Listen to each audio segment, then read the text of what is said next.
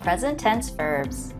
It's useful to think about the verbs of the present tense all together. So when speaking about the present, we can differentiate between using this verb or another verb. For example, sometimes it's tricky to decide when to use simple present or present continuous.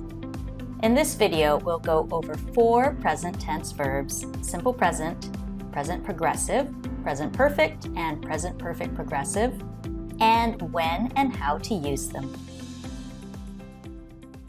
Simple present tense, as mentioned before, is the verb that is used the most in school or work. To form simple present tense, we use the base form of the verb, which remains the same for every subject pronoun, except for the third person singular, where you add an S to the end of the verb. This S is something that is often forgotten by a lot of students of English, even if they are quite at an advanced level. Below, you'll find a pronunciation guide for words with an S at the end. The auxiliary verb or helping verb for simple present is made up of do not for negative and do or does for questions. There are some irregular verb forms to note here: be, have, do, and go. We use simple present for basic facts and general truths. Canada has the most lakes in the world. Processes are also explained in the simple present. The first step in creating cement is to combine limestone and clay. We also use simple present tense to describe regular or repeated actions or events. For example, every Thursday we have a team meeting. So if you are describing a routine, you use simple present tense. To know which verb tense you should use, paying attention to the kinds of time markers you want to use in the sentence is a great clue. A time marker or a tense marker is a time word that is used to specify when something happens. In simple present tense, we use the following time markers: every day, always, sometimes, never, often, frequently, hardly ever. Can you think of a few more? Moving on to present progressive or present continuous, we form the present progressive using the present tense of the auxiliary verb be and adding the present participle, which is the verb plus ing. The negative and questions for present progressive involve the be verb as well.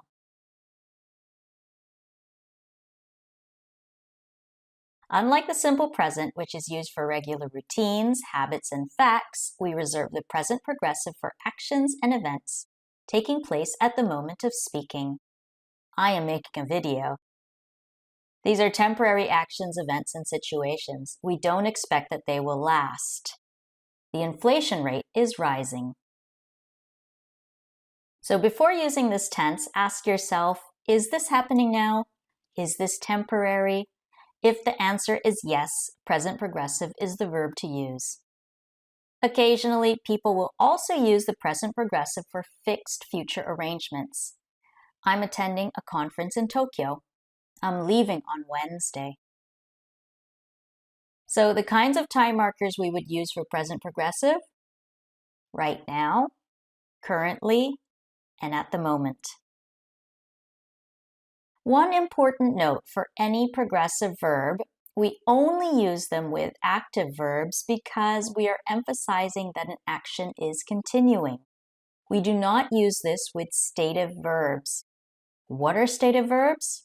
Stative verbs refer to states, feelings, or senses instead of actions. Some examples of stative verbs are understand, believe, mean, belong, contain, prefer, know. For example, we can't say, I'm knowing that. You can find a list of stative verbs below this video. Let's move into present perfect. We form present perfect using the present tense of have with the past participle. Remember, for regular verbs, the past participle is formed by adding ed to the base form of the verb. However, for irregular verbs, and there are many, we must memorize their irregular form. Find a list of irregular past participles below this video. Present perfect always gives people a lot of trouble. However, if you understand that present perfect is used to describe an action or event which happened in the past but is still important now, then you will use it correctly. Let's look at some examples. Your friend sees you looking happy and says, "What's happening?" And you say, "I have finished my exams." You did this in the past, but it's the reason that you look so happy. That's why people often advise students to use present perfect for discussing life experiences. I have traveled to Australia. Or to discuss news. Parliament has passed a new law. These events happened in the past, but you are showing that they are important now.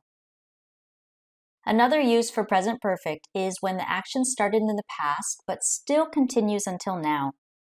I have worked here for 14 years. I haven't read the report yet. I've been there many times. A very important note is that we will never use a specified time with present perfect. We will always use it with an unspecified time period.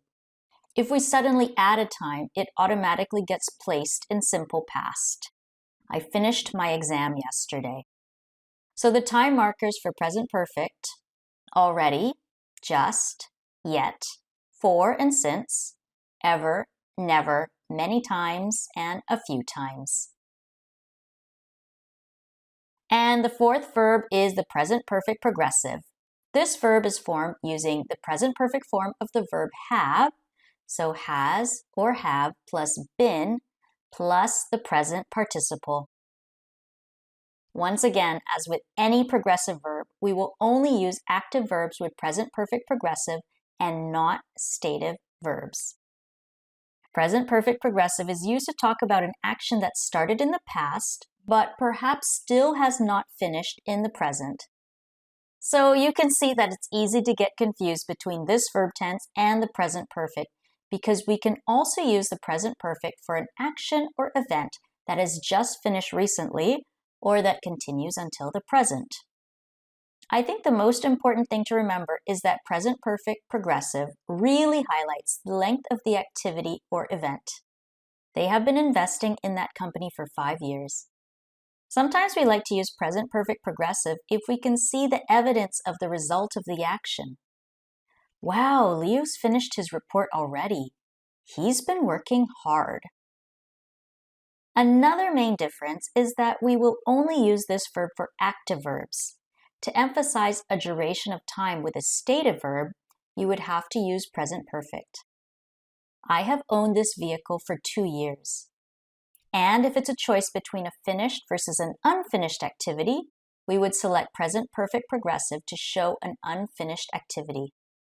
He's been worrying about meeting his clients all morning.